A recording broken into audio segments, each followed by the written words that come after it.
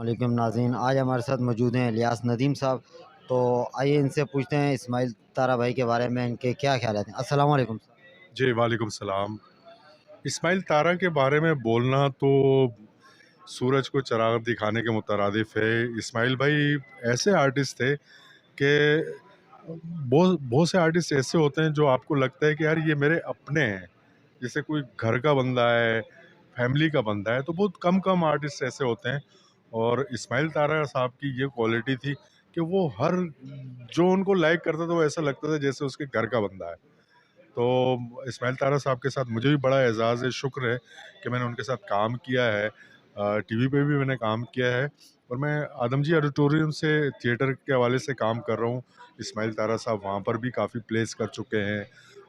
बड़े आर्टिस्ट हमारे उमर शरीफ, रज़ाक राजू मरहूम, लियाकत सोल्जर, अल्लाह पाक उनकी मग़फ़िरत फ़रमाए। ये सारे फ़नकार ऐसे हैं कि ना भूलने वाले हैं, और इस्माइल तारा साहब तो लीजेंड थे। अल्लाह पाक उनकी मग़फ़िरत फ़रमाए। आमीन। जी नाज़रीन, ये थे अपना इलियास नदीम साहब जो अपना इस्माइल तारा भाई के बारे में अपने ख़्यालात का इज़हार कर रहे थे। तो नाज़रीन, आज ये हमारा यहाँ पे आखिरी प्रोग्राम है इस टाइम पे। तो हमने कई फ़नकारों से कवरेज की और इस्माइल तारा भाई के बारे में ख़्यालात का उनसे पूछा।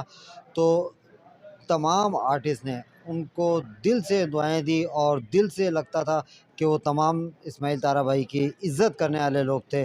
तो इस्माइल तारा भाई तो इस फ़ानी दुनिया से कुछ फ़रमा गए, लेकिन लोगों के दिलों के अंदर मोहब्बत आज भी उनकी वैसी ही है।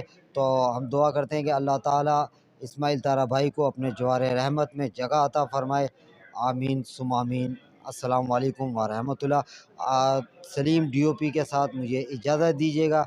इंशाल्लाह मिलते हैं फिर दोबारा किसी प्रोग्राम में। अल्लाह हाफ़िज़।